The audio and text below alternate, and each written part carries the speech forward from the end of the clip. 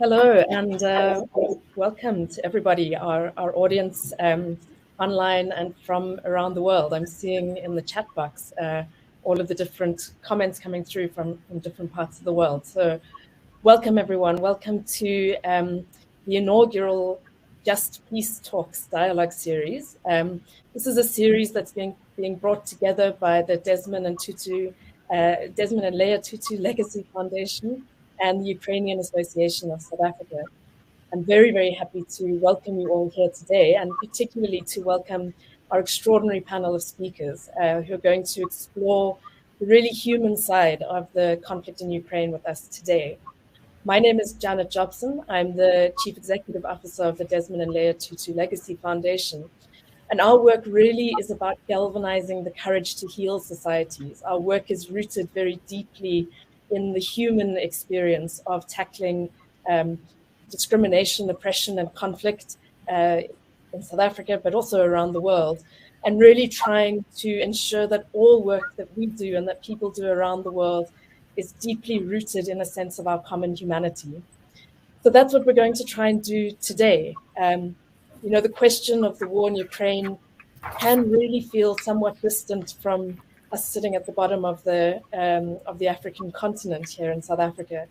We do feel it. We feel it in the geopolitical debates. We feel it in the price of petrol, the price of food inflation. And we do hear the statistics in the news. But something that we felt at the foundation was somewhat missing is really a deep engagement with the human experience of conflict and war, a deep sense of our ability to build a global people solidarity between the human beings of the African continent and the human beings of Ukraine, not just the geopolitical forces and debates, the policies of different states and nations, but really a common shared humanity. South Africa experienced colonialism for 400 years. The African continent is no stranger to colonialism. And as we've learned in the process of setting up this dialogue, for the people of Ukraine, this feels very much like an experience of a new wave of colonialism from a past that they have experienced too. And there's something very powerful about identifying what is very different about our contexts, but also what is shared. And that is something we're going to try and dive into today. We're going to try and dive into it with a sense of courage, as well as a sense of hope. I was reading up earlier a quote from the Arch that I think very powerfully informs our work at the foundation and should inform our conversation today. He said, "To choose hope is to step into the howling wind, bearing your chest to the elements, knowing that in time, the storm will pass. Despair turns us inward. It is hope that sends us into the arms of each other." So today, my wish for this dialogue is that we stand very firmly in a hopeful posture, a posture in which we put our shared humanity to the fore, and we find the courage to step into that howling wind, bearing our chests and finding each other's arms and finding a way to connect as human beings. To quickly introduce our panel, we're very, very excited and honored to have the privilege of Mrs. Graça Machel joining us today. Mrs. Machel is very well known to those of us in Southern Africa as one of our great homegrown leaders.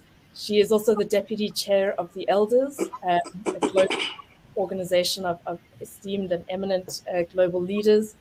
She's extremely well known as being an activist for women and children, and is a powerful voice for justice globally, working in a number of different forums, as well as through her own Graça Machel Trust. We're very, very grateful to have you joining us here today, Mam Graça. Our next speaker will be Professor Miroslav Marunovic. Miroslav is a human rights activist. He was the founder of Amnesty International in Ukraine, as well as founder of the Helsinki Group. He's now the vice rector of the Ukrainian Catholic University, but retains a very strong activist position in Ukrainian society. Welcome, Miroslav. Thank you, welcome. Next, we're joined by Victor Oshen from Uganda.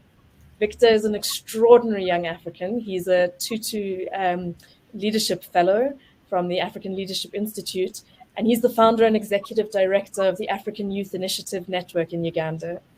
And he's been working very powerfully in Uganda and across the rest of the African continent, and now globally, on the traumatic effects of conflict and how to do the work of healing from trauma caused by various types of conflict in societies.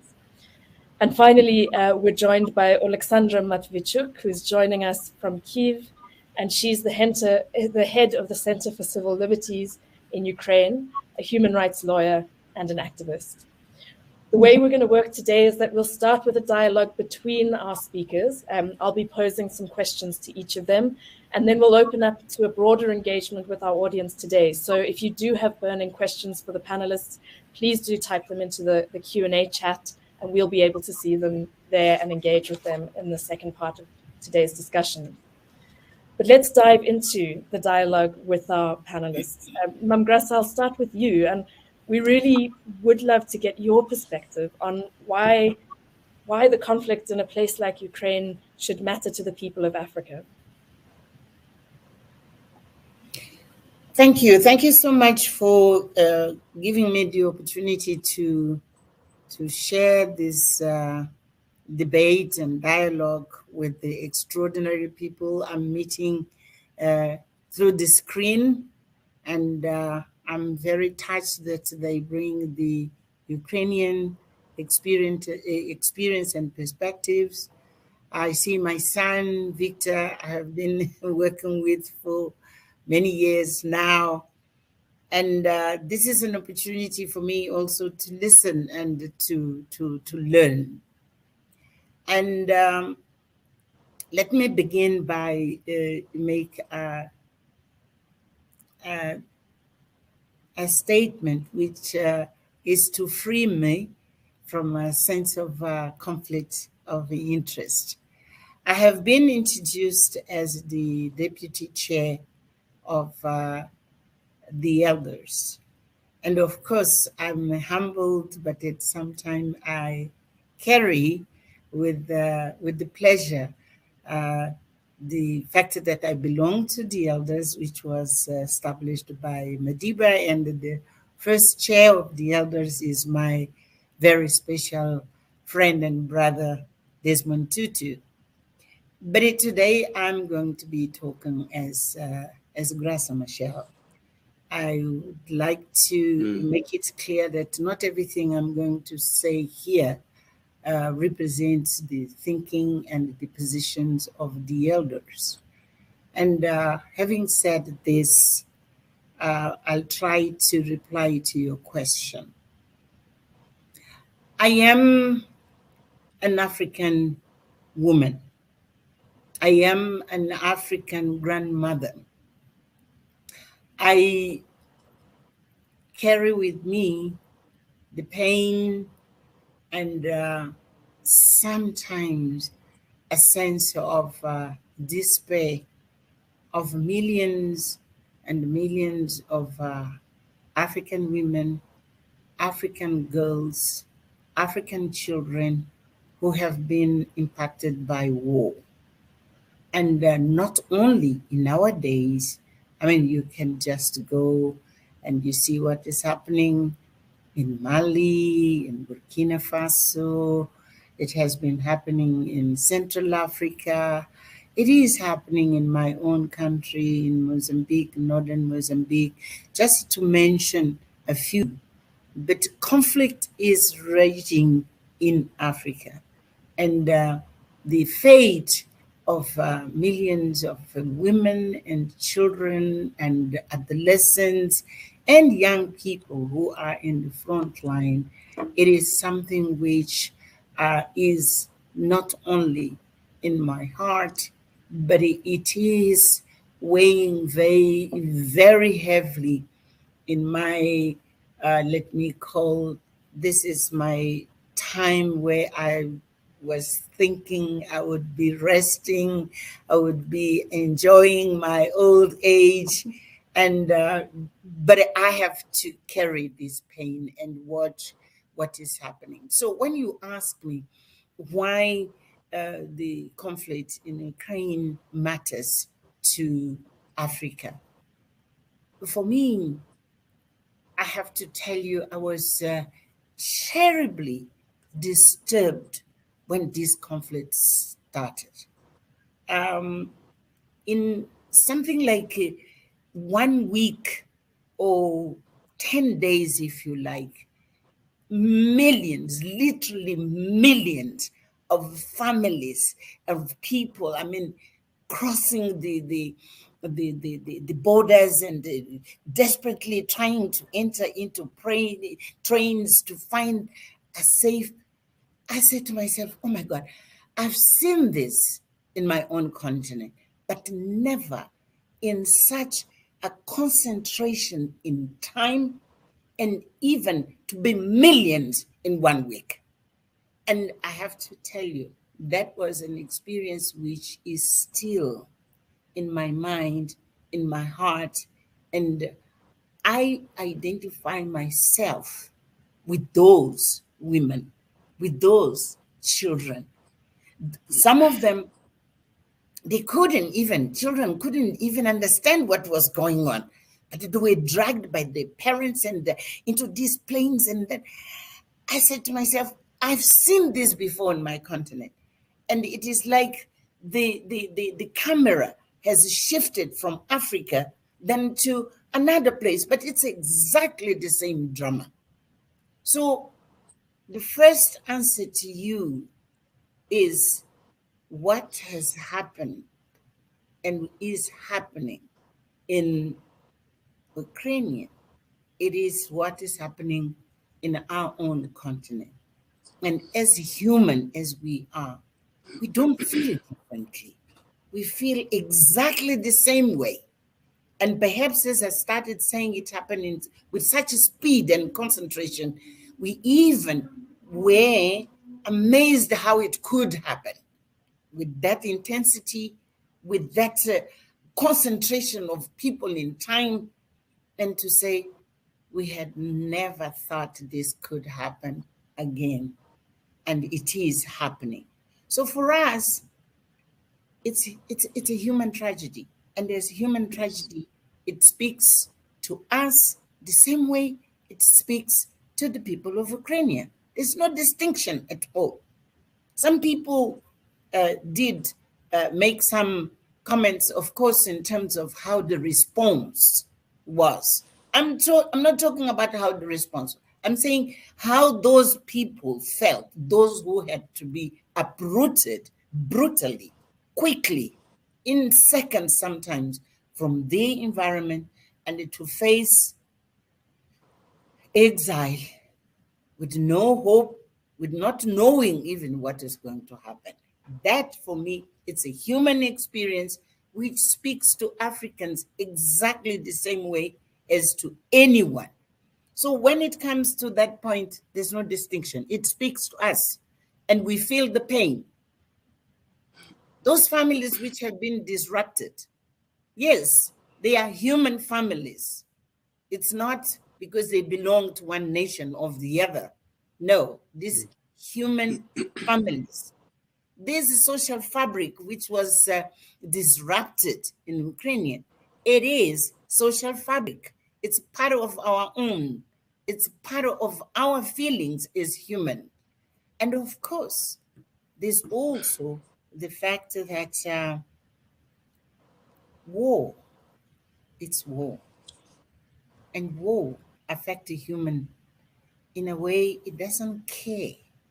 It doesn't care where you are, how you are. No, it is blindly cruel. War is blindly cruel. And this is what I feel that we as Africans, we have to look at that part of the world and feel, when is it going to end? Exactly the same way we are asking, when is it going to end in any part of our continent? This is the human tragedy I'm talking about. And when you give me the opportunity to talk about the impact, not in the human directly, but the impact on our nations in the sense of how we eat, how how really we transport ourselves to go from home to school, how all those things have been affected. That is the impact on the economy. But I want to focus at this point in time on the impact on human beings. So those mothers, they are mothers like Ukrainians, like Africans. They are simply mothers, and they feel the pain the same way. Those children are African children, yes, but they're Ukrainian children, and they feel exactly the same pain as African children. And those old people who have been affected, they are simply human beings. It doesn't matter that they are in Ukraine, and we feel this as our own tragedy. So I will stop here for now. And when you give me the opportunity to bring other aspects of how it has affected our daily life and how it has affected our systems, which makes us, make sense of what it means to be living in a normal situation. I'll talk about that at the beginning. But it matters to Africans because it's a human tragedy. And human tragedy doesn't choose the place, doesn't choose the color, doesn't choose even the level of development which a country has. Human tragedy and human pain is exactly the same to all of us. Sure. Thank you, Ms. Graça. That's just an extraordinarily powerful way to open this conversation, and also so powerfully to contrast sort of the utilitarian sort of counting up of the economic costs and all the rest against just the clarity of the human experience and of the sacredness of human dignity and human lives. Thank you so much for sharing that, and I'll move now just to Miroslav to get your perspective. I mean, we probably have a limited understanding in South Africa or on the African continent more broadly about Ukraine's story of how it's ended up here. And maybe you could share with us a little bit of that story from your perspective of how the Ukrainian people have ended up in the situation that they are now. Thank you, Janet, and my greetings to all the participants. And first of all, let me thank Justice Machel for this human dimension. It's very moving and important for us. I see the following two reasons for the Russian President Vladimir Putin to start the war with Ukraine: the challenge of the Ukrainian democracy and the dream to re-establish the Russian Empire. The Soviet Union was a totalitarian state, and at the same time, the Russian Empire camouflaged under the communist flags. I can bear witness about that as a former prisoner of conscience, who as a young man spent 10 years of imprisonment, 1977-87, in the Soviet Gulag. My first crime was the activities on behalf of civic liberties and cultural human rights of Ukrainians. My second crime was the struggle for freedom and self-determination of the Ukrainian nation.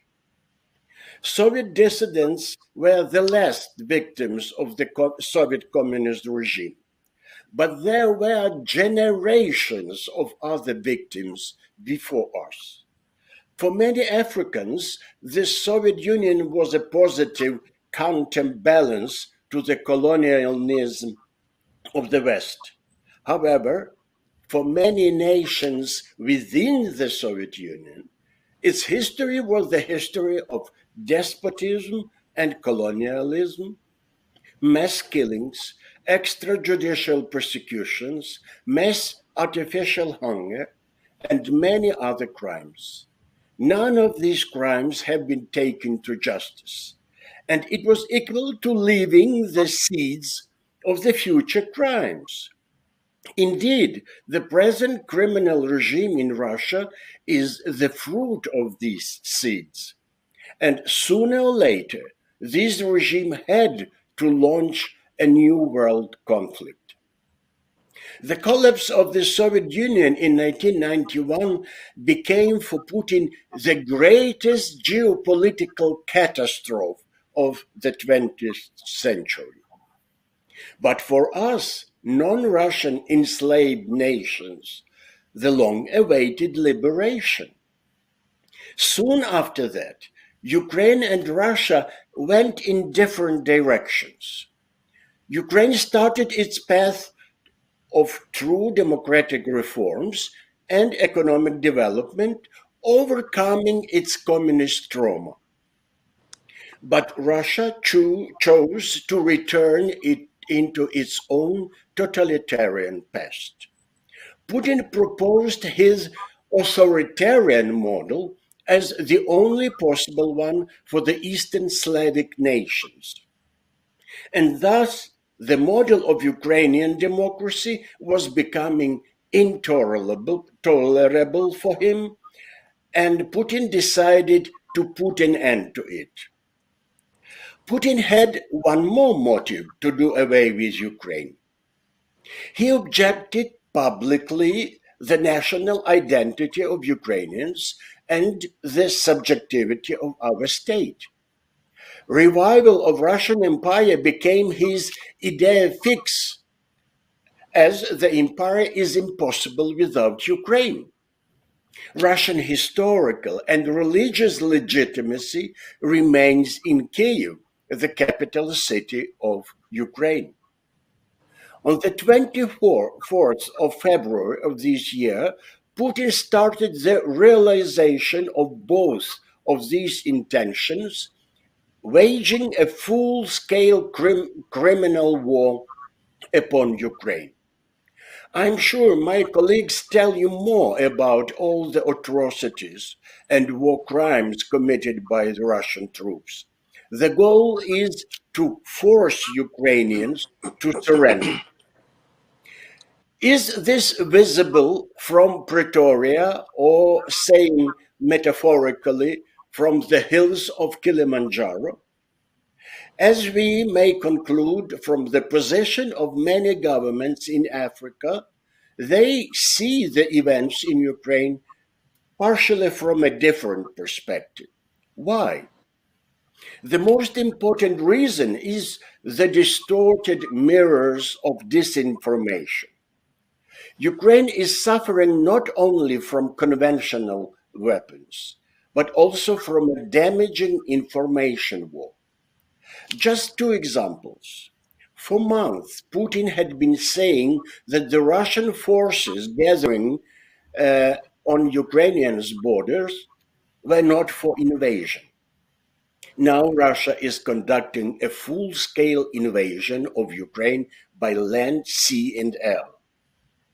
Putin labeled Ukrainian government as a Nazi regime that persecute Russian-speaking population.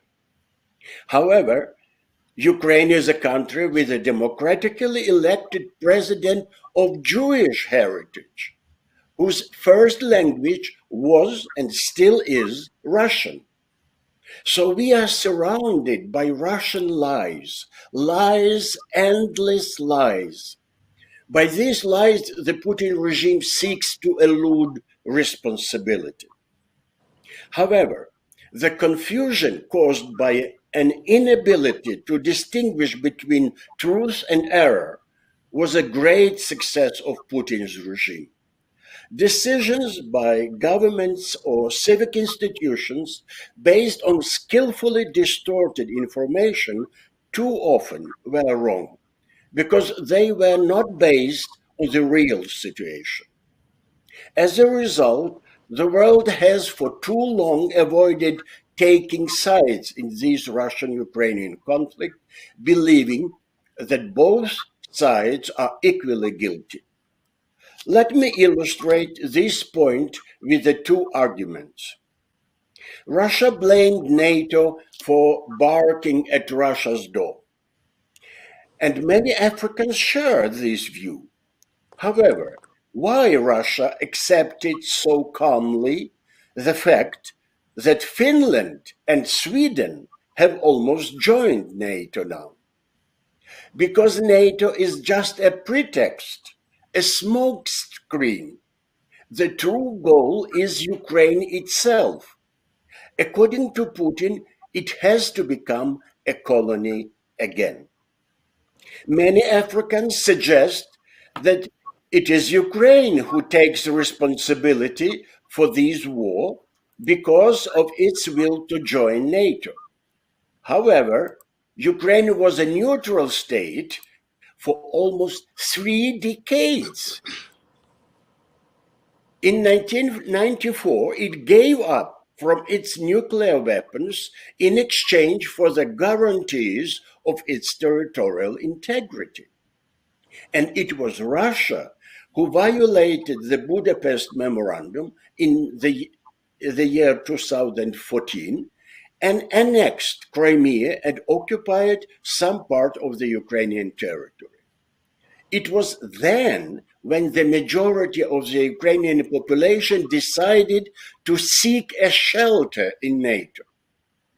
Do you really suggest that Ukrainians may be blamed for that? Do you really suggest that we Ukrainians are predestined to remain in the Russian colonial state where we are century by century deprived of freedom, human rights, and independence? I'm very saddened that so many African nations who suffered so much from the colonial enslavement turned the blind eye to the fact that the Russian attempts to reintegrate Ukraine into the Russian Empire have a clear colonial nature. It's impossible to avoid taking sides in this Russian-Ukrainian war any longer. As Bishop Desmond Tutu once said, if you are neutral in situations of justice, you have chosen the side of the oppressor. I'm sure hundreds of Africans from countries like South Africa, Nigeria, Kenya, Senegal, and Algeria who have taken arms with the Ukrainians to fight off Russian aggression understood the Tutu's words properly. We feel deep gratitude to them. And I appeal to all of you, please help Ukraine to defend itself. And by doing this, you will help to defend the just international order broken by Russia. Do not support aggressors who seize territory and subjugate other countries because other aggressors would feel encouraged. And this would have catastrophic consequences for the whole world. Putin's regime has crossed all possible red lines and now is openly mocking world diplomacy, threatening a nuclear strike. We are facing not just a competitive power, but something that is essentially evil. Because Putin has based its policy toward Ukraine on limitless lies, enormous hatred, and merciless violence. All these three are basic elements of evil. However, we cannot appease evil. We have to confront it. Evil never stops by itself. It has to be stopped. Another quote by Desmond Tutu is decisive.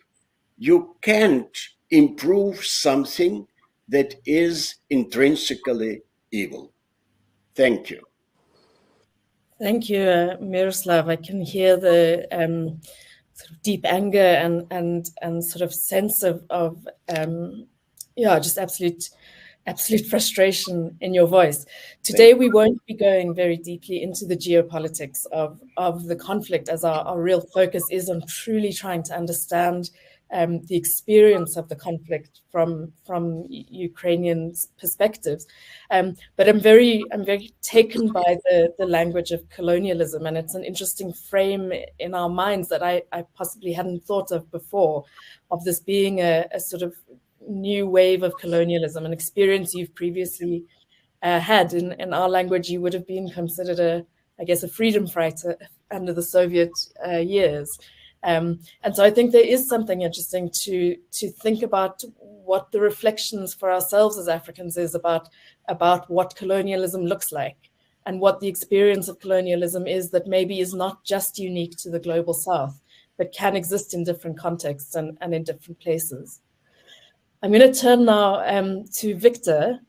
Victor, you've got an extraordinary life story, but also you do extraordinary work, particularly in contexts of conflict, trying to provide psychosocial support, in particular working with psychologists to work with the trauma of conflict. And you've done that work across the African continent in extraordinary and profound ways.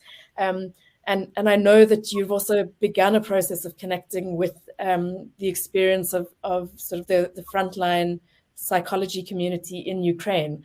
I'd love to hear from you, your perspective on reflecting from your experience of conflict through to the work you're doing in Ukraine. What are these connections between Africa and Ukraine? What are the ways in which perhaps the story is more complicated than just the geopolitics tells us? Yes, thank you so much, Janet, and my colleagues, the two previous speakers, and Mama Graça for amazingly the most motherly statement that could come from the planet right now. And I want to, again, in the same tone, in the same spirit, also highlight clearly from our side, as you ask, having been directly involved in conflict zone, having been a war survivor myself. And I think to begin with, I would say it is very difficult for something good to come out of life lived in war, especially if you're a young person, a child, or a young person. It's really difficult because your biggest fear is if your parents, whom you entirely rely upon, will be taken away from you. In the same spirit, the children will be wondering the same if our sisters and brothers whom we totally love them would be taken away from us. The same with the parents will be wondering if the children we love so dearly would be taken away from us. So the life in war is a life of fear, a life of pain, and it's a life of despair. And sometimes you wonder if really you are the only one. Why would the whole world turn up against you? From our side in Uganda, having lived in conflict and living in the internally displaced people's camp for over 20 years, spending the childhood in conflict, wondering how life would ever look like ever, it reached a point that we couldn't afford to accept our reality, but also the question was, how much do we see change can happen in our community? And that's why we thought about, can we transform our trauma, our pain, and our suffering into an opportunity for leadership and leadership for peace? And that's why we took it upon to say, let us step forward and pursue a meaningful and dignified life as people who have been through war, but only not our life, but also life of other people. So the whole question became, how do we heal the physical wounds? How do we heal the emotional wounds? And how do we heal historical wounds? Otherwise, without that, there's a prospect for intergenerational transfer of trauma. The senior leaders, after going through all the years of pain, will transfer the trauma to their young generation, to their young children, that we're living in pain, we're suffering because of them. Had it not been because of this community, had it not been because of this tribe, this country would have been in a better condition. So that generational transfer of trauma becomes the essence, the clear ingredients of endless cycles of injustice. So yes, that's why we came up with the African Youth Initiative, primarily to help us mobilize ourselves as people, survivors of war, to work among ourselves, to mobilize ourselves, to become actors for peace and change and justice in our community.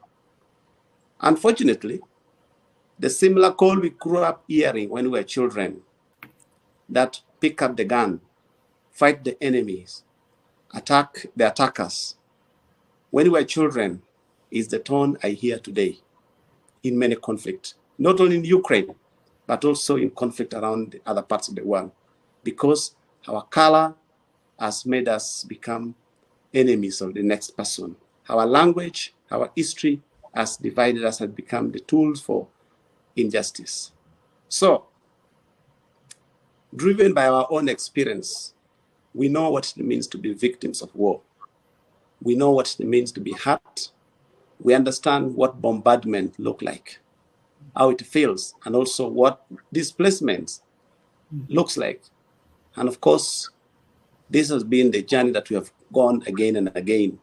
We have supported communities in the continent. We have supported young people in the continent, but also all over the other parts of the world. Most importantly, when war broke up in Ukraine, we were approached by our colleagues, psychiatrists and psychologists, the psych communities who are working with victims and survivors of war, seeking for our support, especially on handling cases of children who are affected by war. We have children who are separated by war. We have children who have seen their parents being brutalized or sexually abused during war. And also we have seen women who have been made victims of sexual violence, victims of rape as a weapon of war. This has continued to happen, and this has been a challenge all over the world. But we have been contacted to share our experience. Of course, in as important as they approached us, we also felt so bad that situations like this can still continue in the world of today. But from our side, we know healing the wound would mean a lot if you focus on the plight of the people. Of course, the current discussion is, where is Africa in the picture of war between Ukraine and Russia? Where is Africa? But I think when we come to this platform, we are not here to choose which side is right or wrong. We are here to stand for what is good for the victims, to protect the people who are affected directly by war. And that's really what we stand for. Because it would be difficult for us to think of, what we are seeing today is the heavy amount of the toxic militarism we see in the world today is fundamentally unjust. And I remember at some point in 2014, when we met with the late Archbishop Desmond Tutu, he did say something that I see happening today. When Arch said, you, the young people, young Africans, prepare yourself to lead the world. And we asked him why. And he said, each time in the human history, the world is in need, they look up to Africa for support. And in this case, it happened during the Egyptian era. It happened during a time when the world was looking for assets to build infrastructure. They came and colonized the continent. It happened when the world was looking for manpower. They came and took slaves from the continent. And he did say that right now, the world is so militarily capable of destroying each other.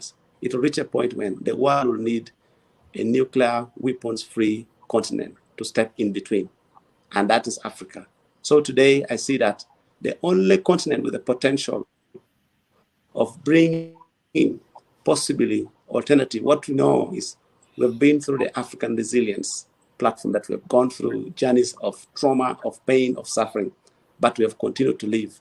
We have seen in the continent where even some most vicious war criminals became presidents and they're in power. So the question is, what is that is unique in Africa that has helped us to get along, even though we have our own challenges of what we are not right? Sexual violence as a weapon is not only a deadly, unfortunate reality. It's a multi-generational and a multi-stakeholder trauma that needs countering, that needs supporting. The child soldiering, the child's conscription of what we are seeing all over the world, not only in one part of the continent or in one part of the world, but all over the world. It's a multi-generational crisis that we are not addressing. We are trying to walk away from the decades that we have gone through, the stains of the bloodsheds and suffering due to rape, and to the extent that dialogue almost means nothing because we are so capable to destroy each other. But what we are saying, it just comes back to the sense of humility, the sense of humanity, which Mama Gracia also already emphasized on that. Regardless of which side of war anybody's view stands in, we have to care for people who are powerless, the weak, and the vulnerable. And I think something that we saw, the response we saw in the Ukraine-Russian war, exposed the post-colonial fragility and vulnerability of humanitarian response in the global crisis. Thank you very much. Thank you, Victor. And such an interesting reflection on the role that Africa has to play for the whole world. And there is something very powerful, I think, about our connection to humanity, to a deep sense of humanity that is very, very powerful, and that so many of our most extraordinary leaders, and I would count Mom Graça as part of that, but have really been able to demonstrate is this real profound leadership around a sense of shared humanity and common humanity, in the midst then of also terrible examples of leadership on the continent and of ongoing conflict. But wonderful to hear that the African experience, and particularly the expertise that you and your team have garnered, is being drawn on in the front lines of a conflict that might seem so far away. Alexandra, I mean, as I sort of finish there, so far away, you're joining us from Kyiv. You're sort of in Ukraine, and I know you've been on the front lines of responding internally to the experience of what's happening to particularly women and children who are displaced, as well as just bearing witness to the impact of this war on your own people. I wonder if you could give us a sense of the experience that you've had in this conflict, and where in particular that human experience really hits home for you. Thank you very much for providing me a floor. It's a huge honor for me to be on this panel. My name is Alexandra Matvichuk. I'm Ukrainian woman, human rights defender. For over 20 years, I have been defending human rights. And the recent 8 years, I have been documenting war crimes. But first of all, I'm a human being. And I know from my own experience that there are a lot of things which have no limitation in borders. Freedom, solidarity, and human pain are such kind of things. And I will tell you a little bit about pain, which we are recording since Russian full-scale invasion. We united our efforts with other human rights organizations in one initiative, and only in 5 months of Russian aggression, jointly we have documented over than 13,000 criminal episodes. And this is the only top of the iceberg. Among the victims of this Russian full-scale invasion, plenty women and children. And the reason why I can confidently assert the following, that Russia uses war crimes as the methods of warfare. Russia tried to provide enormous pain to civilian people in Ukraine in order to break resistance and to occupy the country as quickly as possible. And when we speak with people and documented war crimes, we know for sure that there is no justification for Russia's actions. There is no legitimate purpose to force people to go down into the basement, to order them to appoint 8 volunteers, and no purpose in shooting them. No purpose in using tanks to have fun, firing at people on bicycles, whose bodies lay scattered around the streets until liberation of Kyiv region. No purpose in breaking someone's house, killing the owner, and raping a mother next to her 9-year-old child. No purpose in shooting a 40-year-old boy at close range who was just playing with a ball in a yard. There were no military purpose in all these actions which Russians committed against civilians in Ukraine. Russians have done this because they could. This is a conscious policy of the Russian leadership, and Russian military intentionally ruin residential dwellings, churches, hospitals, schools. They apply indiscriminate weapons in densely populated regions. Russians facilitate filtration camp systems and commit massive deportation of Ukrainian population. Russian army persecutes and terrorizes civilians on the occupied territories in order to keep these occupied territories under their control. Russians abduct, torture, rape, and kill civilians despite their gender or age, and they intentionally exterminate local active people like mayors, journalists, human rights defenders, lawyers, volunteers, priests, artists, and others. And I will finish on the one important point in which we are starting, and I will echo the previous speakers that human pain and human solidarity have no limitation in national borders. That's why it's very understandable what's going on in Ukraine for people in Africa. We live in a very interconnected world, and the spread of the idea of freedom make our world more safer. Thank you. Thank you, Alexandra. And I guess to echo Tulani's comment in the chat, it is so heartbreaking always to hear the human pain of conflict and what is meted out on human beings in experiences of conflict. I wonder, Mum Graça, if I could come back to you. The experience in South Africa certainly was that we felt, enormous solidarity from various people's movements around the world in the struggle against apartheid. And I guess I'm wondering, what does solidarity with people look like now from your perspective, from the African sort of civil society perspective? What does global human solidarity look like in this time? Or could it look like? I believe there is a huge sense of solidarity from the side of people and civil society organizations.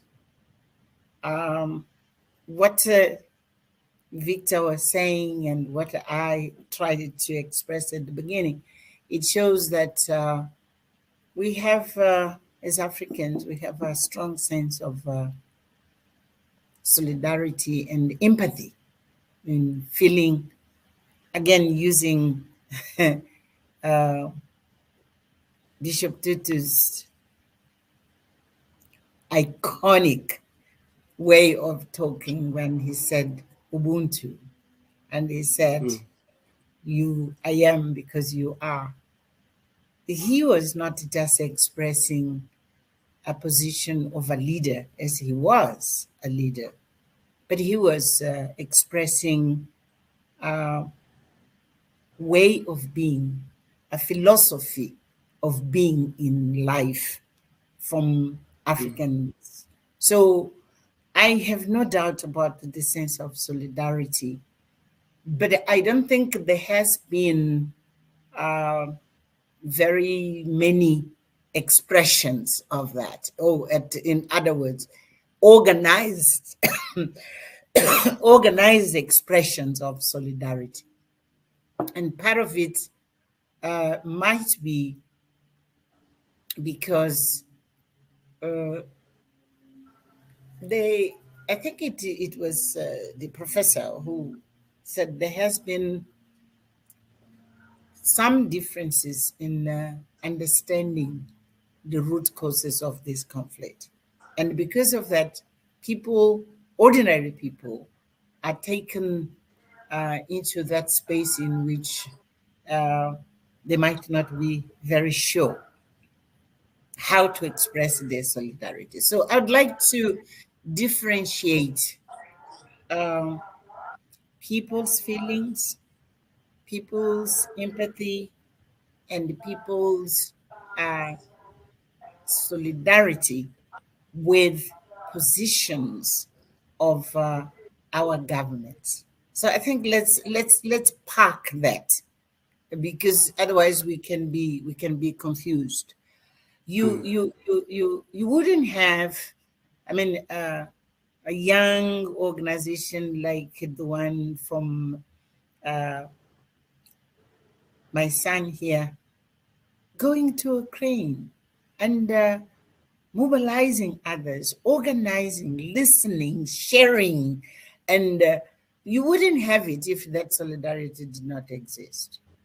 But as I'm saying, the difference with what happened in during our own liberation struggle is that we define clearly the internal mobilization of our own people and the mobilization of the external friends and people who could be in solidarity with us.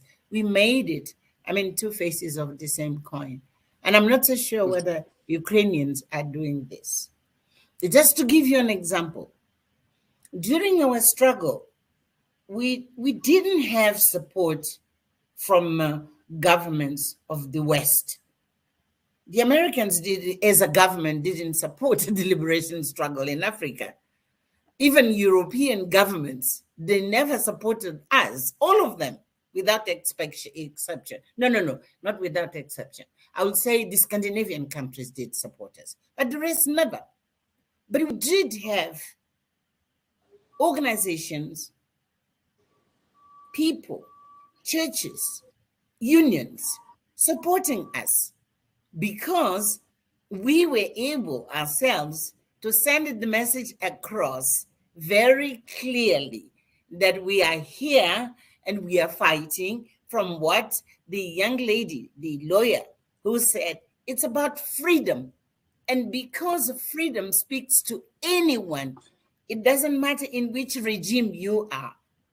We did have friends almost in all capitals in Europe. We did have friends in the US, in different cities and states of the US, to support our liberation struggle. So I think perhaps it is also part of, with humility, I will suggest that our brothers and sisters from Ukraine have to get the message clear to many other people across the globe, to mobilize friends. But I don't want to get into that debate, but you will find different position from states, because states do take positions at a level where they measure, what are the interests of a state, and not necessarily what is the feeling of the people. So I'm trying to make a point here that there is a need to take these messages into civil society organizations, including churches, including unions. This is our experience. And that's why we ended up having a huge amount of support. We had to build on it. It didn't happen on its own. So I welcome also the fact that this debate today, it is a joint initiative of institutions from Africa, and I'm not saying from South Africa alone, from Africa, and institutions from Ukraine who are beginning this series of debates, and in which I believe there will be much more proximity in terms of points of how do we proceed, how do we continue, more than what we feel we do until now. From now on, how we do, or how do we increase, the mobilization of this human solidarity, but of society to be in solidarity. That has to be organized. It's not going to happen on its own. I don't know what I did as answer your question, and that I gave you examples. Yes.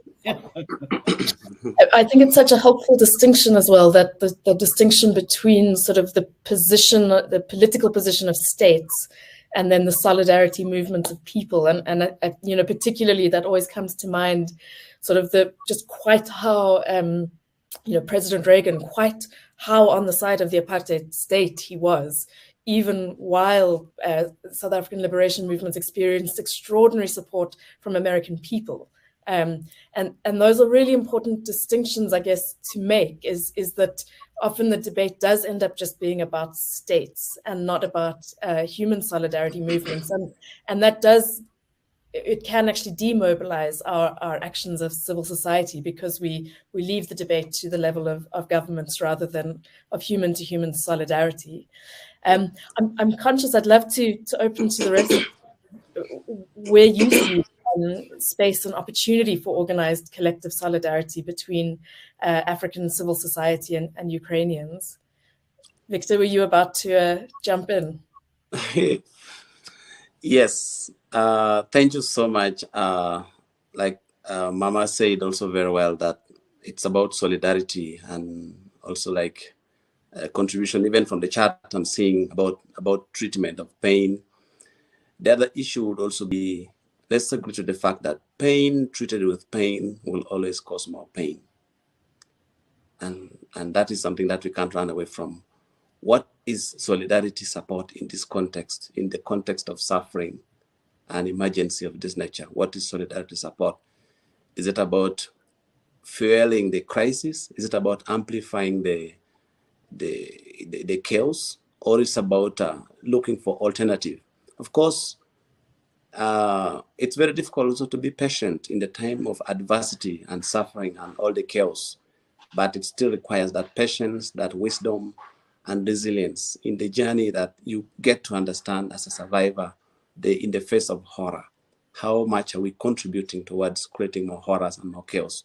Of course, a point I want to raise here would be, from our side as INET, we were approached by Ukrainian group of Ukrainian expert psychologists and psychiatrists who are doing wonderful job supporting the victims and survivors in Ukraine and those who have moved to the neighboring countries. And they were looking for this particular skill. They say that we have got well-qualified, well-trained professionals, PhDs and master degree holders who are doing fantastic work in this space, but they lack practical experience, having worked or lived in war zone. And that's why they came to us and said, after years of working in these communities, working with this population, what is that we can learn from you? What is that we can share, or you can share with us? It's the first time, like Mama said, that the world would pay attention to the experience, lived experience, the skills built in the front line on the battlefield that came from, or that is coming from Africa. So we are happy as Africans to be part of the global solidarity movement. But I think clearly what Africans bring to the table is not militarism. It's about humanity. It's about stepping in to see what can we do to support and help the population who are suffering. Also, let's not forget to know that we are aware that in most cases, international humanitarian response has always been led by the global North. However, of course, with the recent crisis and fragility and vulnerability in the post-conflict, post-Cold War, or superpower-driven response has always been, it's been a bit difficult to get along, because in a way it's so influenced by sophisticated heavy weaponry, which is creating a lot of tension, and in a way we find it so difficult for you to engage as someone from this other part. But what is important, if we can, We need to get a way of let support reach to the right population. Support can no longer be a global south or superpower oriented. It has to be. It includes the donors, development partners willing to support African civil society initiatives who are intervening in the global affairs. In Europe today, there's so much resources. We need to extend these resources because we know how our European or Ukrainian brothers and sisters who are in the front line, caregivers, who are service providers, are in need of some practical skills in South Africa, in northern Uganda, in other parts of the continent, in the global south. First support is let us strengthen solidarity with a clear belief that humanitarian support cannot come only from one side of the world.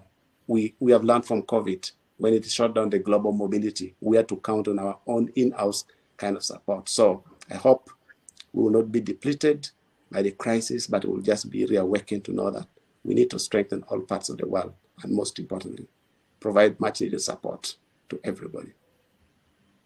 Thanks, Thank Victor. I see many. Janice, I'm sorry to go ahead, Mandras. Can I always say have the floor. It's simply because Victor mentioned a point which I think it would be important for me to come in now. I have been recorded as saying that I was amazed by the way Ukrainian refugees were treated when they crossed the borders to many European countries. And I was making the point, not in a negative way necessarily. I was making the point that, here we had an opportunity as a human family to be shown that when there is, really sensitivity to human suffering, when we have the right, understanding of how to alleviate pain of those who are already in pain, and they have justified reasons, to flee from one country to the other, we can, and I want to make this point very strongly, that the humanitarian family or architecture, if you like, can act differently. And it did act in a way we could see that the refugees from Ukraine were treated with dignity, with respect. And they were even, given facilities in 24 hours, 48 hours, systems had to be changed and adapted to the crisis. And that's why, and I mentioned at the beginning, it was the worst crisis I had witnessed because there were millions of people in one space. And we could see that it was quickly, the humanitarian, architecture quickly adjusted to that. And it mobilized, of course, governments, and there was also a huge amount of human solidarity from citizens and families in those borders to welcome, Ukrainians, and of course, with pain, with much less, additional pain, which we see in other parts of the world. So for me, what I want here to underscore is that we have had an experience which shows it is possible to treat refugees with respect and dignity. It is possible to adjust our systems really to respond to the crisis at stake. You don't have to be using exactly the same sort of a charter every situation, because situations are different. They're not exactly the same. If you have refugees who are from North Africa to Europe, but you have Rohingyas who are living from, what is this country? Myanmar, to Bangladesh. You have to adjust because you are dealing with human beings and in situations which it's not of their making, but they are caught up in situations where they deserve the best of our attention and the expression of our solidarity. So what I'm saying here is that with all the pain which was created, I mean, against the people of Ukraine. Europe, particularly Europe, has shown it is possible to treat refugees in a different way. It is possible to treat them with the dignity and respect. It is possible even to absorb them in families while institutions were trying, I mean, to attend to the complexity of the situation. And as a human family, I think we should keep this lesson and to look at it whenever we are confronted with the other situations which will occur. We should take this experience, I mean, as a lesson and a reference to us. The other thing which I wanted to say here, and you didn't ask me, but which I think it's important. There's something which we still have to understand, and I don't have an explanation for it. But have you realized that this is perhaps in recent times the only conflict which in a very short time has affected all nations of the world? There's no one single country which can say has not been touched by the conflict in Ukraine. What do I mean? It is whether you are a strong or weak economy, whether you are big or you are small, you are a small nation, whether you are in Europe or you are in Asia or you are in the US, in the Americas, or you are in Africa, wherever you are, every single corner of the globe has been affected by this. The consequences, what I'm trying to say, the consequences of this conflict is felt everywhere, by the big and the small, by the strong and the weak, by the one who are in the north and the south, in the east and the west. All human families affected. So I think we need to stop here and ask ourselves, is it really wise and correct to expect this to be resolved only by those who are directly affected? I mean, when I say directly affected, I started my statement here talking of the human family and the human solidarity. And then now I'm saying we are all paying the price of this. And now I can give examples of when you have in Africa, like Kenya was importing almost 30% of its wheat. It means food. I mean, it's an example, you know. And we know in West Africa, at least 40 million people are being affected in terms of food. I'm not talking of industries in complexity. I'm saying putting the food on the table every day.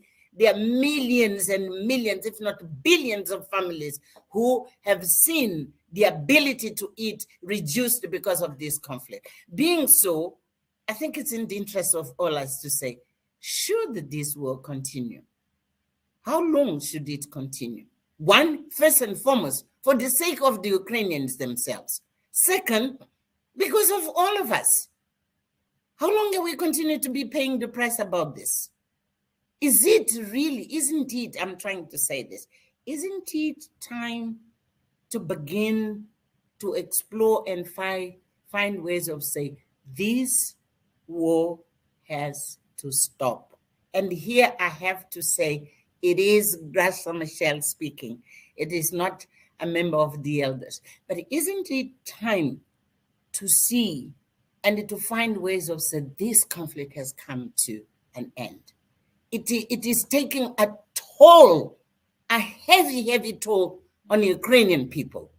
But it is taking a heavy toll in all of us. As I'm saying, there's no nation which is not feeling this.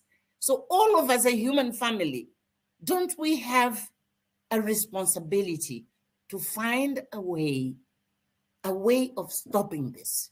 And of course, taking now the journey of how do you bring peace and justice.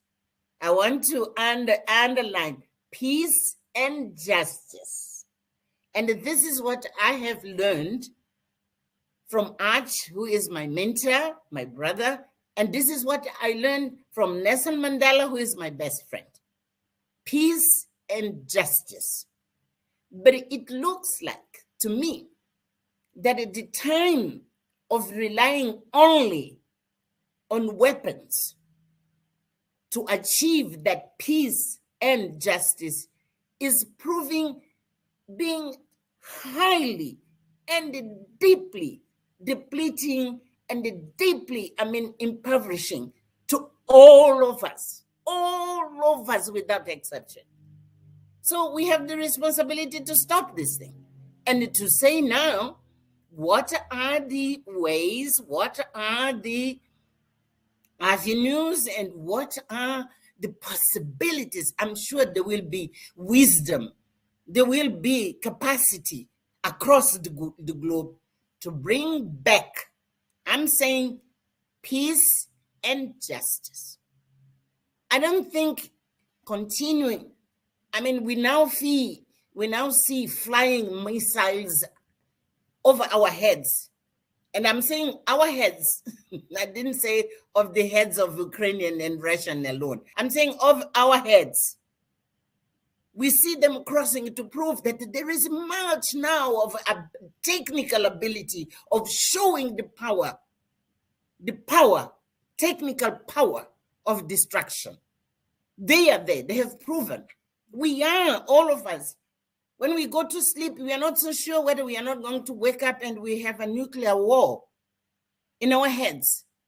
Is this really the time to say we leave it alone to those who are in certain positions, or is it a time to begin as a human family, north and south, east and west, poor and wealthy, strong and weak, big and small, to say, is the survival of a human family, of a humankind. We have to find a way here. And I know what I'm saying is not popular. What I'm saying is not popular to everyone. There will be people who will say, no, we have to continue to fight to the end.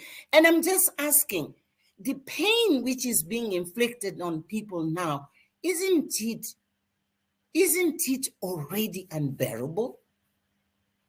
Does it have to continue on behalf of, because at the end, all wars end up with the people sitting around the table. There's no one single which didn't end there around the table. Isn't it time for us to seek, as difficult it might sound to some, ways and means? Ukrainian people don't need to suffer anymore. And all the people of the world don't need to suffer anymore. And because, unfortunately, as I said at the beginning, this is to what I can recall, it is the single conflict which, in a question of weeks, in a question of months, has changed completely the way we put food on the table. All of us. It changed. So I think there's a huge point here. And because you asked me to express my views, and I'm expressing them, to say, I'm taking also solace on Madiba's statement, although I'm going to use when he established the elders, but I'm not speaking as the elders. When he said, at one point of what he was saying, he says, these people were this group, but now I have to carry him as my best friend, that they can talk to anyone they please and free to follow paths they deem right, even if hugely unpopular. And I'm using this expression to say, as an old woman from Africa, but as an old woman, like many other old women across the globe, I think it is time to find ways to stop this. and to achieve peace and justice. And we have to be creative to find it. How? It is not only up to me to say it. And I'll stop here, darling. I'm sorry I took too long. Thanks, Ma'am Graça. It's impossible to interrupt you, but it's very, very powerful contributions. I want to. I've noted in the Q&A there's a significant number of questions, Alexandra and Miroslav, that perhaps are directed at you, which is really, I guess the counterpoint of this question of global solidarity, which is what would it look like to you? What does it look like for a global solidarity movement for peace and justice, as Ma'am Graça was saying? So I'm not sure, Miroslav, I saw a hand from you. Maybe if I can just say, we did have a poll for everyone that's watching but isn't putting actual questions up, which maybe Rudy from M&G can share, which is just to explore whether there is a sense that there's some resonance in the experience of Africans and Ukrainians. So Miroslav, you wanted to say. Thank you. Thank you. First of all, I really didn't expect that all African nations will join Ukraine in this war. This is not the solidarity I expected. I expect that mobilization of the solidarity within African countries, and you're absolutely right, Madam Graça, that we need such a solidarity. And because I'm not a politician, you are not politicians, so we may find in an easy way the way to solidarity. But the trick is that if we mobilize a powerful solidarity within our countries, then our governments couldn't ignore this solidarity, and they will take that into consideration, and they will include that as a powerful instrument of creating peace. So this is the first point. So I cannot just divide. No government, only society. No, society may make difference in the position of governments. The second point, I agree that all nations suffer from this war. I agree with that. And I agree that this war has to be stopped as soon as possible. This is the message of Ukrainian people, first of all. But again, the point is that the key from peace is not in Kyiv, is not in Ukraine, is in Moscow. So our appeal to the world is, please help us to express one voice to Russia and President Putin. Stop this war. So far, we do not have such unanimous voice. And that's the point. And Putin may continue and disinform the world about the nature of this war. And you used very important two elements, peace and justice. And now let's imagine that I will occupy part of your house. I will manage to do that. And then I propose, okay, let's be in peace.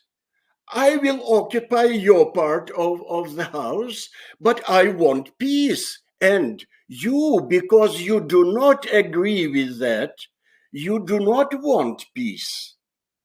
So this is, we cannot guarantee peace and justice having part of Ukrainian territory occupied. That's the point. So we appeal to you, do not be misled by Putin's rhetoric, especially now. He is approaching the moment when he will propose, I'm ready to stop this war, but having this part of Ukraine occupied. But this would not be justice. This would not be just peace. Thank you. Thank you, Miroslav. And yeah, I think that sort of that call for collective action to say stop this war is very profoundly heard. I see there's some comments from our audience really asking, is it how does one negotiate with almost with a madman, with someone who's got this desire to really colonize? It's a very hard question to ask, and I think it does require, as Mam Graça was saying, a real creativity of how we imagine the process of stopping this war as soon as possible. Alexandra, I don't know if you could share with us, I mean, your perspective on global solidarity and where, what is it that you see us needing to do? For current moment, we face with two global challenges.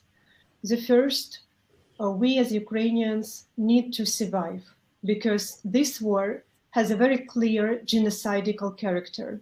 We are fighting for freedom in both meanings, for the rights to be Ukrainians, to have our own language, our own culture, and not to return again to Russian colony, and for a freedom as a rights to have a democratic choice as a such, as a human being, to be able to decide about our destiny independently, to a right to build a country where government is accountable, justice is independent, police is serving for people, and human rights of everybody are protected. And now we are paying a very high price for this. And second challenges, I strongly support the motto that we need peace and justice, because all this hell which now going on in Ukraine as a result of large-scale Russian invasion, I mean hell which civil population are going through, it's a result of total impunity, which Russia enjoys for decades, because Russian army committed war crimes for decades in Chechnya, in Moldova, in Georgia, in Syria, in Mali, in Libya, in other countries of the world. And they have never been punished for that. They haven't been punished when they use chemical weapons against civilians in Syria. So they start to think that they can do whatever they wanted. And we need to achieve peace and justice, to break this circle of impunity, not only for Ukrainians, but for the other nations in the world. Because it's very clearly for us that if we will not be able to stop Putin in Ukraine, he will go further. And I think that ordinary people have a huge influence to the situation, because all my human rights experience, I'm not politicians, I'm not diplomats, I'm not state servants, I'm human rights defenders who spend life for fighting for freedom and protect people. I know that ordinary people have a much greater impact than they can even imagine. And mass mobilization of ordinary people in different countries could change the world history quicker than the UN intervention. And that's why we need this human solidarity. You can call this war the war. You can write about Ukraine and try to counteract against Russian propaganda. You can hold rallies. You can urge your government to support Ukraine. You can refuse doing business with Russia. You can find thousands of methods how to express human solidarity. You can take an active position. Do not just pose. And this will be a joint contribution to our joint struggle, because now we speak not about a war between two countries. We speak about a war between two systems, imperialistic authoritarian model against young democracy. Thank you, Alexandra. And those suggestions of ways of expressing solidarity are well known, and yet sort of the organization of that solidarity has yet to take place. It's a good injunction to us all, I think, to go from this dialogue into reflecting about what organized solidarity might look like. There is a missing voice, I guess, in the room that one of our audience members, Jim, has raised, which is to what extent do you imagine it possible for civil society within Russia to also be mobilized for peace and justice? I don't know if there's any perspectives from the panel on whether there has been any engagement with Russian civil society actors around a mobilization for peace and justice.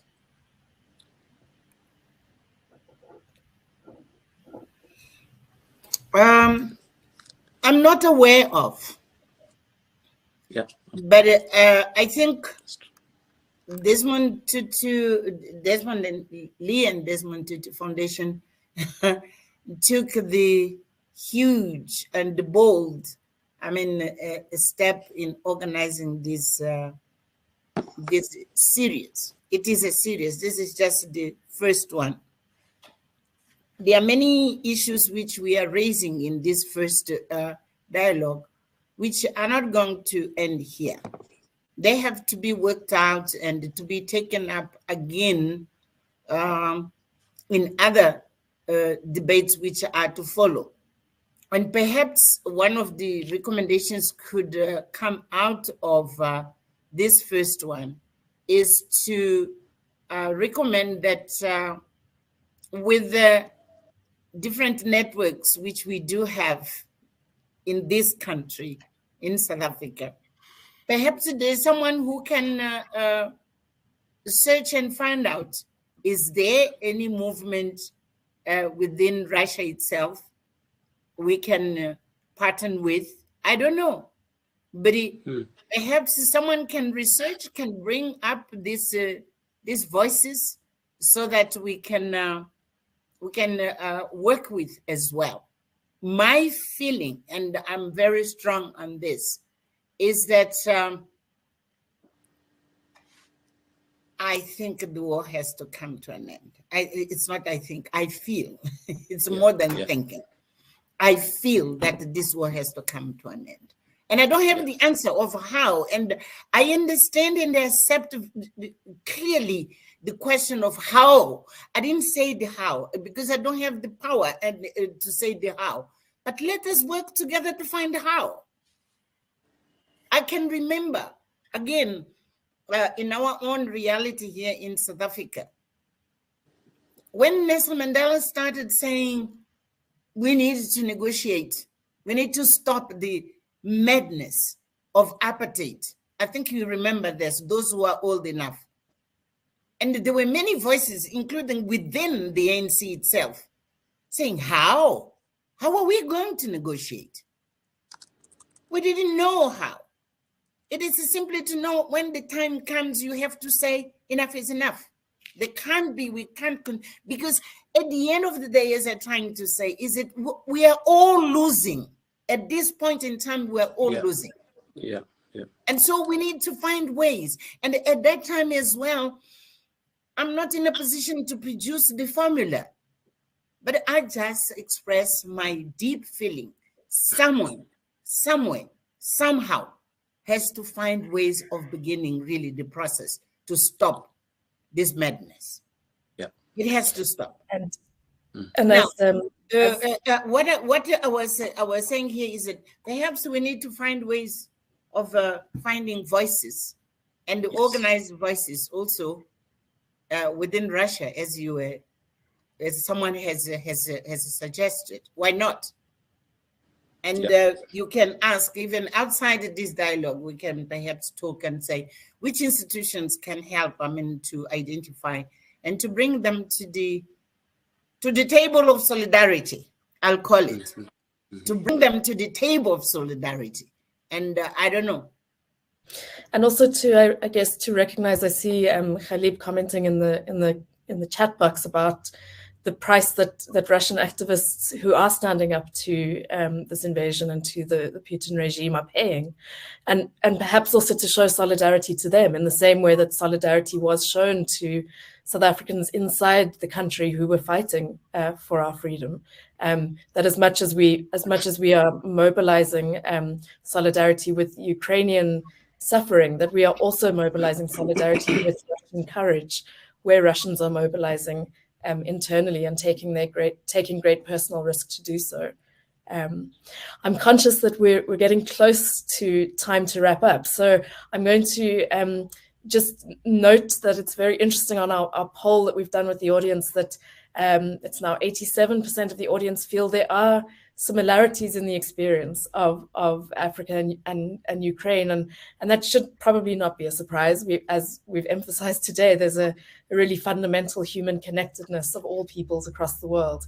But it is interesting to reflect and perhaps for each of us to go away and really think about what those similarities are, those experience of colonial forces, of being caught in the midst of power struggles that actually as ordinary people, you end up facing these extremely dire consequences in human life through these just atrocious power struggles. But let me go around to our panelists and just perhaps get a 2-minute sort of closing reflection of particularly perhaps something you're walking out of the room today with, or something you think really needs to be shared with our audience today as we close this very first, as you pointed out, Mam Graça, the first of a series of dialogues that we'll be hosting over the coming months. Alexandra, perhaps I could start with you this time. It was a great panel, and I'm very grateful for organizers and for distinguished speakers for your thoughts. When I hear the speeches of my colleagues, I said to myself that this is exactly the same what I myself feeling and what I myself want to express. So this is a bright confirmation that regardless that we are in different parts of the world, we are belong to one human family, and we can the same understand the main principles that aggressive war is evil, that atrocities against civilians has to be stopped, that there is no peace without justice. And we as ordinary people, as human beings, have a responsibility to take a position and to express human solidarity. Thank you. Thank you. Thank you, Alexandra. Victor, perhaps closing thoughts from you. Yeah, just to pick up from where Alexandra spoke about, and I just want to also still add the voice that the African people have been through decades and generations of conflict and pain and suffering. We understand what Ukrainians are going through right now. It's a clear message that war is not a distant reality. War is in our next door. You don't have to wait until war knocks your doorbell or rings your doorbell, then you start reacting to war or responding to war. So I think as African, we express our deep solidarity with all the populations of Ukrainian caught up in conflict and are suffering, have lost their loved ones, and they are not so sure how long it will take before it will end. We also want to pick from what we went through, that we knew Just like in other situation, it will come to an end at some point. But the question is at what cost and when will still be available. And then on the other ground, Mama Graça brought the issue very clearly about the need to engage in dialogue, a meaningful, sincere dialogue. We have seen over the last weeks powerful leaders from the super powerful nations. We had had the Russian foreign minister in Uganda, in other African countries. We right now have U.S. Secretary of State Blinken is here in Rwanda. So there's already a greater mobilization for African support and solidarity, but for political mobilization. But also now, it's an opportunity that we are coming today to mobilize ourselves as civil society-led solidarity platform, which is key. Chick Dunback from Washington, D.C. did ask me in the forum here that, do I see the future where young people in Africa and around the world will say no to war? I would say yes. If only we help them identify with the vision of healing. Heal the wounds, physical wounds, heal the pain in our families, heal the injuries in our communities, heal the relations between our nations. And also, that will take us back to the history where it has taken us to where we are today. Africa's had the worst history so far. It is where it is today. What about the historical context that many continents, many nations have been through? We need to help young people. Instead of weaponizing the history, let us heal the history. Let us work towards that. And then lastly, there are key institutions that we have to work towards strengthening. One, the psych community, the psychiatrists and psychosocial support, because we do know mental health has been and will always become now the leading cause of morbidity in the world. We need to not militarize that space. We need to let it maintain its integrity, its dignity to serve the people.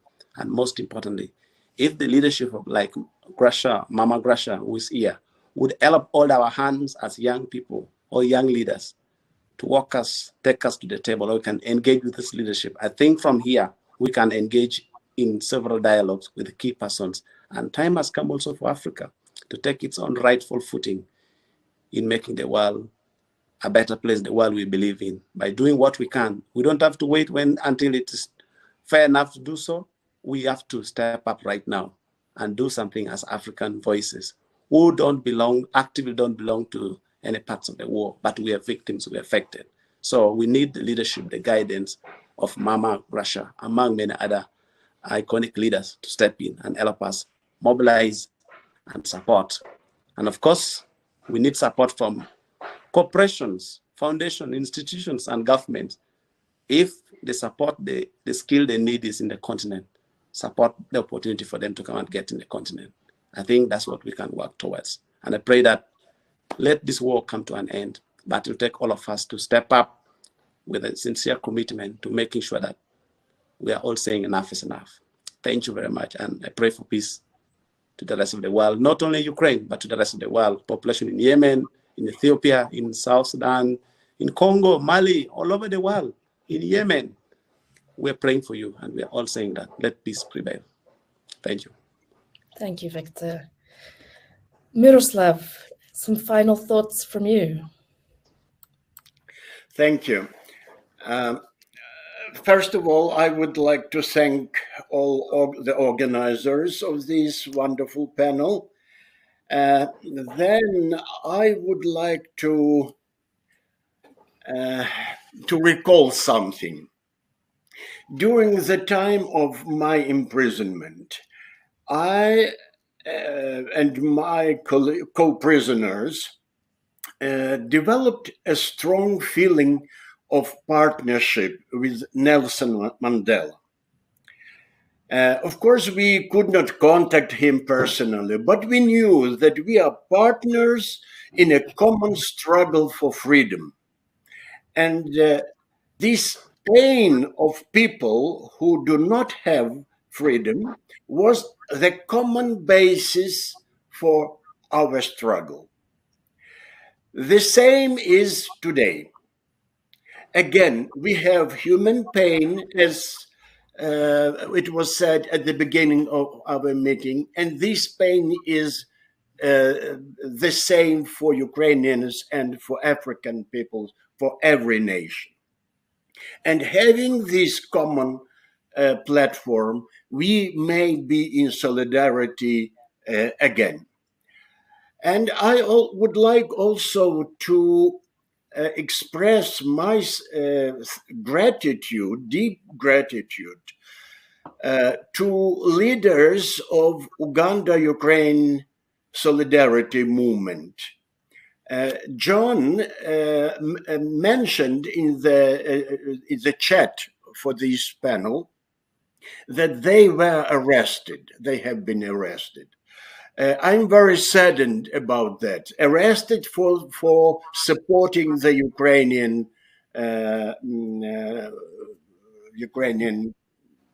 future, Ukrainian people. So please, if you have any way to let them know that we Ukrainians are very grateful to them for the solidarity. And of course, many thanks to you as well. Thank you. Thank you so much, Miroslav.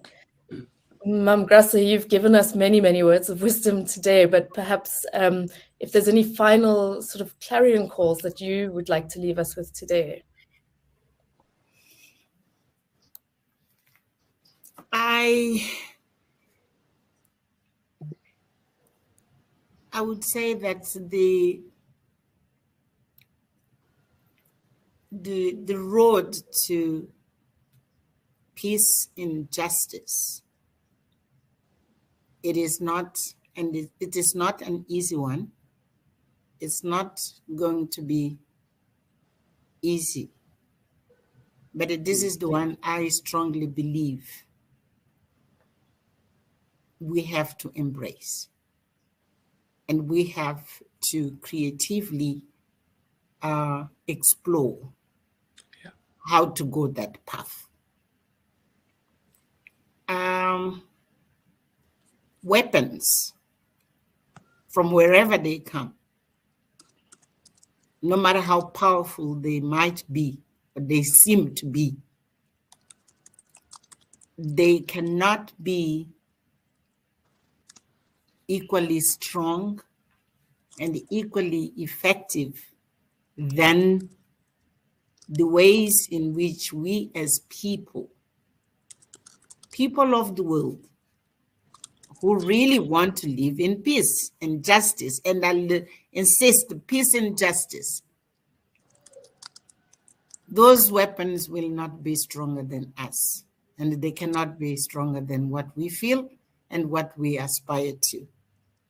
So we just need to mobilize ourselves, organize ourselves. We did it in the past, we can do it now. But the world is at the verge of entering into nuclear war. No one wishes that to happen. And let's take the pain, but also the resilience of Ukrainian people to mobilize all of us. We will get there. And where it looks like dialogue is not possible, dialogue can be possible. It has been in the past, and justice was established in the past. And justice has to be established here as well. And we do it as a human family, all of us together, refusing to be divided, just to be one human family in solidarity for what is the deepest aspirations of all of us, to live in peace, to live in justice. We'll explore it. And perhaps even the series we are going to have here is not going to take us there, but let us take it as seed. And this seed has to be, cared for, and explore how it can germinate and how it can take us really to the right place. All of us. I have no answers. I'm just leaving the seeds for us to continue to think of, to explore. And I believe we will be all of us much more powerful, much more effective than all the weapons of the world which can be used against people. We people, we can be much powerful, much stronger, much effective, much together as human family than all weapons together. Thank you, Ma'am Graça.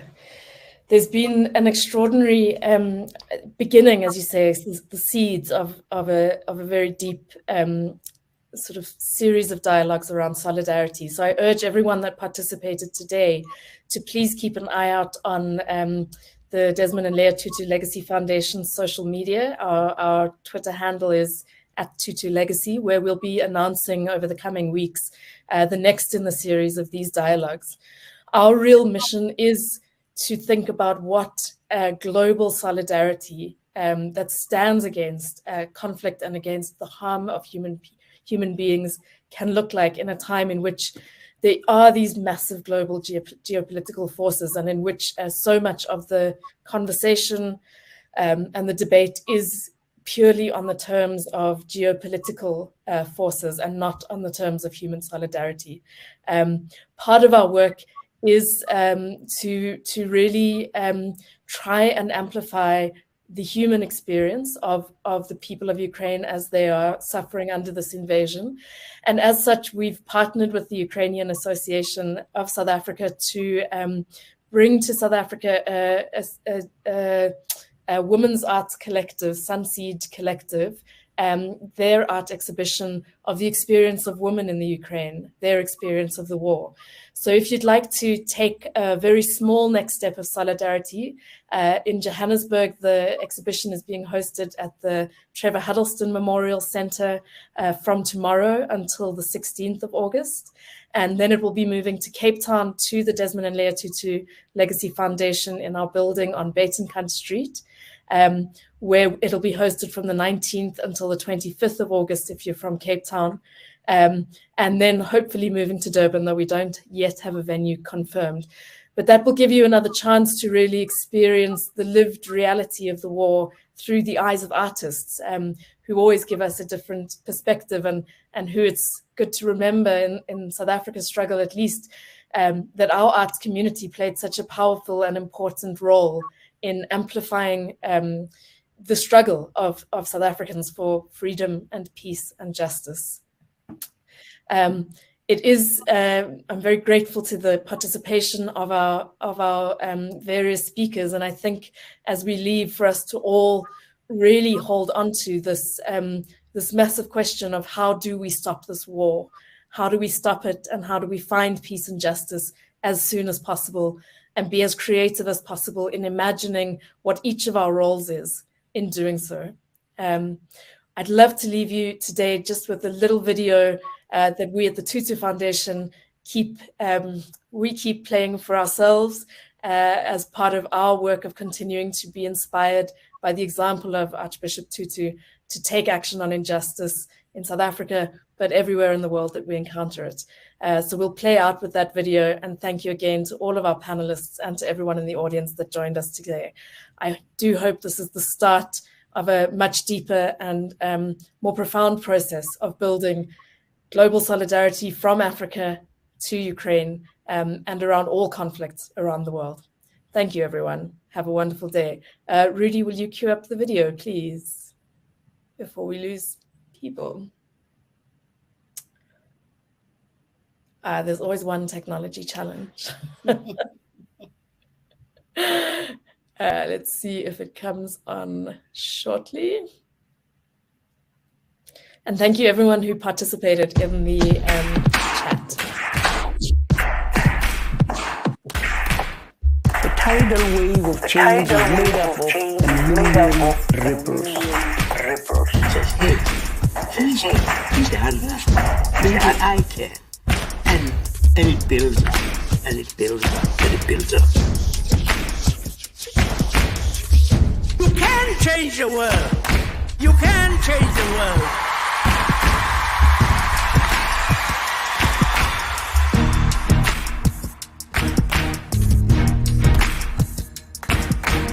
You must not pause now.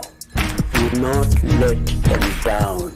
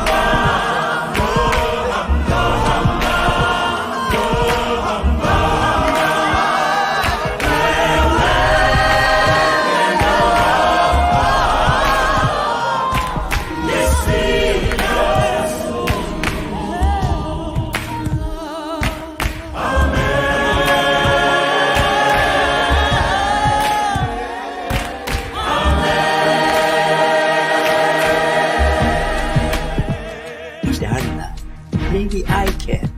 And it builds up. And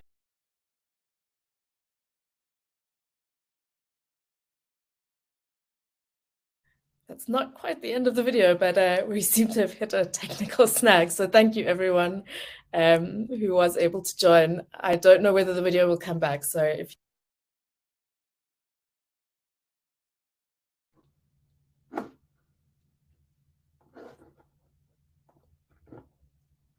it builds up, it builds up, and it builds up. A